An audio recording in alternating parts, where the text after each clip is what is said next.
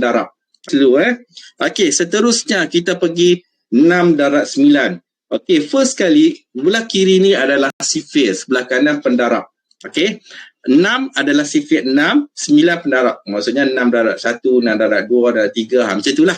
Tapi 6 darab 9. Kita tengok kat sini, 6 di sini darab dengan 9. 6, 7, 8, 9. Jadi ni 6.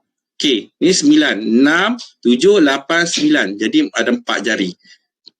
4 ada berapa jari? Sorry. 1, 2, 3, 4, 5. Ada 5 jari mewakili 50. Betul ke V?